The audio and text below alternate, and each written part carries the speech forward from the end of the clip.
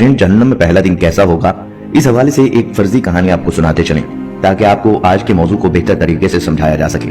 ناظرین یہ کہانی یوں بیان کی جا سکتی ہے کہ حارث بے ہوشی کی حالت سے بیدار ہوا تو اس کو سمجھ نہیں آ رہی تھی وہ کہاں ہے اور اس کو کیا ہوا ہے۔ اپنے آپ کو سنبھالنے کے بعد اس نے ادھر ادھر نظر دوڑائی تو اسے ہر شخص خود میں مصروف نظر آیا۔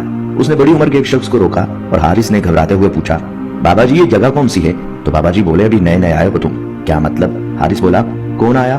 اور اس نے گھبراتے ہوئے ہی جواب دیا تو اسی وقت یکدم ایک خوفناک قسم کا اعلان ہوا، جن کی نئی آمد ہے وہ حساب کے لیے اس دروازے کی طرف چل پڑیں، اگر خود آئیں گے تو بہتر ہوگا ورنہ زبردستی والا طریقہ برداشت نہ کر پائیں گے۔ حارث کے پیروں تلے سے زمین نکل گئی اور وہ سب کی طرف دیکھا دیکھی بھاری قدموں کے ساتھ سب کے پیچھے اس دروازے کی طرف چل پڑا۔ دروازے کے قریب جاتے ہی وہاں اسے خوفناک شکل کی عجیب مخلوق نے روکا اور رعب سے نام پوچھا۔ حارث بولا، میرا نام حارث ہے۔ اب وہ عجیب مخلوق بولی، وجہ موت بتاؤ، تمہاری موت کیسے ہوئی تھی؟ حارث نے گھبراتے ہوئے جواب دیا، کیا مطلب؟ میں مر گیا ہوں؟ لو جی ایک اور ہے جس کو موت کا علم نہیں۔ وہ مخلوق کسی اور کو مخاطب کر کے بولی، ادھر بھیج دو۔ اس کو ایک اور مخلوق بولی اور پہلی مخلوق نے حارث کو دوسری جانب جانے کا اشارہ کیا۔ وہ بھاگ کھڑا ہوا اور دوسری جانب چل دیا اور دوسری مخلوق کے سامنے جا کھڑا ہوا۔ اس مخلوق نے حارث سے پوچھا، تمہیں کچھ یاد ہے آخری بار تمہارے ساتھ کیا ہوا تھا؟ تمہاری موت کیسے ہوئی تھی؟ کیا تم کبھی بیمار تھے کہ لمبی بیماری کاٹ کر آئے ہو یا تمہارا کسی حادثے میں انتقال ہوا ہے؟ وہ مخلوق عجیب روپ سے بولی۔ حارث سے بولا نہ کیا، بس آنکھوں سے آنسو نکل آئے اور اس مخلوق نے کہا، رونے کا کوئی فائدہ نہیں، جو پوچھا ہے وہ بتا۔ اور اتنے میں دوسری طرف سے ایک شخص نہیں کرتا ہوا چیخا اور اچانک زمین کھلی، شعلے باہر نکلے اور اس کے اندر دھکیل دیا گیا اور پھر زمین بند ہو گئی۔ بچی کچی ہمت بھی حارث ہار گیا اور وہ مزید ڈر گیا اور وہ زمین پر بیٹھ کر رونے لگا۔ کھڑے ہو جاؤ اللہ کے نافرمان بندے۔ مخلوق نے غصے سے بولا، نافرمان نہیں، میں مسلمان ہوں، نبی کریم صلی اللہ علیہ وآلہ وسلم کا امتی ہوں، میں کلمہ گو ہوں، میں کلمہ پڑھتا ہوں، میں نماز پڑھتا ہوں، میں روزے رکھتا ہوں اور میں نے کافی نیکیاں بھی کی ہیں، ہاں کافی دفعہ کوتاہی بھی ہوئی ہے مگر ہر بار میں نے معافی مانگی ہے۔ اور حارث زمین کو دیکھتے ہوئے روتے ہوئے یہ سب بولتا جا رہا تھا۔ اوپر دیکھو، مخلوق بولی اور حارث نے ڈرتے ڈرتے اوپر دیکھا تو حیران رہ گیا۔ وہ مخلوق بہت خوبصورت پرندے کا روپ دھار چکی تھی۔ اتنا خوبصورت پرندہ اگر 1000 سال بھی اس کو دیکھا جائے تو جی نہ بھرے۔ حیران مت ہو، تم نے گناہوں کا اعتراف کیا ہے تو ہم جان گئے تم مجرم نہیں۔ وہ مخلوق بولی، شکریہ۔ حارث نے اپنے آنسو صاف کرتے ہوئے جواب دیا۔ اس کے بعد مخلوق بولی، لیکن تمہارے حساب کتاب جنتیوں والا نہیں ہے، نمازیں بہت کم ہیں، جھوٹ بہت زیادہ ہیں اور چھوٹے موٹے گناہ بھی کافی ہیں۔ وہ مخلوق بولی، مگر حارث گھبرا گیا، چلو تمہیں کچھ دکھلاتے ہیں، میرے پنجوں میں بیٹھ جاؤ۔ اور پھر حارث اس کے پنجوں میں بیٹھ گیا۔ اچانک زمین کھلی اور نیچے کا منظر دیکھ کر حارث کے ہوش اڑ گئے۔ اس نے دیکھا کچھ لوگ آگ کے پتھر کھا رہے تھے، کچھ لوگ لاوے میں ابل رہے تھے، کچھ لوگ اپنے آپ کو کھا رہے تھے، کچھ لوگ اپنے بھائیوں کا گوشت کھا رہے ہیں، کوئی کوے کھا رہا ہے، کسی کے دماغ میں پگھلا ہوا سیسا ڈالا جا رہا ہے، کسی کے منہ میں ابلا ہوا پانی ڈالا جا رہا ہے، کوئی آگ کے تنور میں الٹا لٹک رہا ہے اور کسی کی آنکھوں میں گرم نوکیلے سریے ڈالے جا رہے ہیں۔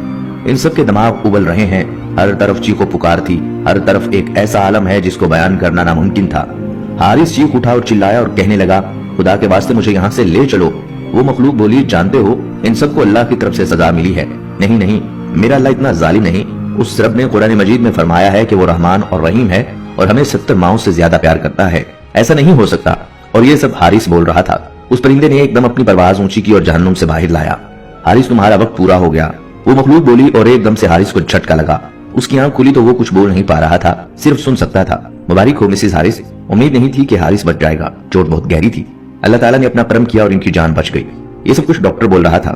اللہ تعالیٰ کا لاکھ لاکھ شکر ہے، ہم نے جب بھی مانگا صرف اور صرف اللہ تعالیٰ سے مانگا ہے، اس نے ہمیں دیا بھی ہے، اور جب نہیں دیتا تو گلہ نہیں کرتے مگر کبھی شرک نہیں کرتے۔ ڈاکٹر صاحب بولے، بہت اچھی سوچ ہے۔ مسز حارث مزید بولی کہ یہ سب مجھے حارث نے سکھایا ہے، اللہ کو دوست بنا کر فائدے میں رہے ہیں آپ لوگ۔ ڈاکٹر صاحب مسکرا کر بولے۔ اتنے میں حارث پریشان ہو گیا، اس کو معاملے کی سمجھ آ گئی تھی کہ یہ سب ایک خواب تھا۔ اب ناظرین، اگر حدیث کا مطالعہ کیا جائے یا قرآن مجید کا مطالعہ کیا جائے یا اسلامی کتب کا مطالعہ کیا جائے اور جہنم کے بارے میں جو حالات ہمارے علماء کرام نے بیان کیے ہیں ان کا مطالعہ کیا جائے، شاید حقیقت کچھ ایسی ہی ہوگی جن میں جہنم کے مختلف گنہگاروں کو مختلف طرح کی سزائیں دی جائیں گی، جو آپ نے اس ویڈیو میں ملاحظہ کی ہیں۔ محترم ناظرین، جیسا کہ ابھی ہم نے آپ کو ایک فرضی کردار کے ذریعے جہنم کے پہلے دن کے متعلق بتایا، لیکن حقیقت میں جو 3 لوگ جہنم میں سب سے پہلے جائیں گے، یعنی کہ جہنم کی آگ بھڑکانے والا ایندھن بنیں گے، ان کے متعلق آپ سن کر حیران رہ جائیں گے۔ ناظرین، روز محشر جب اللہ رب العزت حساب کے بعد لوگوں کو ان کے ہاتھ میں نامہ اعمال پکڑائیں گے، جس شخص کو دائیں ہاتھ میں نامہ اعمال دیا گیا وہ جنت میں جائے گا اور جسے بائیں ہاتھ میں دیا گیا وہ جہنم کی آگ کا ایندھن بنے گا۔ قیامت کے دن پہلے جن 3 لوگوں کو جہنم میں بھیجا جائے گا ان میں سے ایک عالم، ایک شہید اور ایک مالدار آدمی ہوگا۔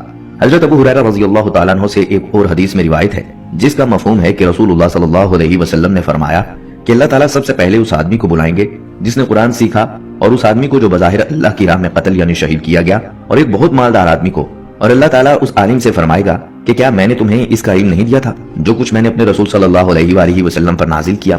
وہ کہے گا بے شک تو نے دیا تھا ہے میرے رب۔ اللہ فرمائے گا تو تمہیں جو علم دیا گیا تم نے اس کے ذریعے کیا کیا؟ وہ شخص کہے گا میں نے دن رات تلاوت کی اور اس پر عمل کرتا رہا۔ اللہ تعالیٰ فرمائے گا تو نے جھوٹ بولا، اور فرشتے بھی کہیں گے کہ تو نے جھوٹ بولا۔ اللہ اس عالم سے کہے گا کہ نہیں، بلکہ تم نے یہ چاہا کہ تمہیں قاری اور عالم کہا جائے، اور لوگوں کی طرف سے یہ کہہ دیا گیا۔ اور پھر مالدار آدمی کو بلایا جائے گا اور وہ کہے گا وہ اللہ کے لیے مال سے صدقہ کرتا رہا اور رشتہ داروں کا خیال رکھتا رہا، لیکن اللہ فرمائے گا کہ تو جھوٹ بول رہا ہے، بلکہ تم نے یہ چاہا کہ لوگ تمہیں سخی اور رحم دل کہیں، اور لوگوں کی طرف سے یہ کہہ دیا گیا۔ اس کے بعد شہید کو بلایا جائے گا اور اللہ اس سے کہے گا تم کس وجہ سے قتل کیے گئے؟ وہ کہے گا مجھے آپ کی راہ میں جہاد کرنے کا حکم دیا گیا تھا تو میں نے قتال کیا، یہاں تک کہ میں تیری راہ میں قتل کر دیا گیا۔ اسے اللہ کہے گا تو نے جھوٹ بولا، بلکہ تم نے یہ چاہا کہ تمہیں بہادر کہا جائے اور لوگوں کی طرف سے یہ کہہ دیا گیا۔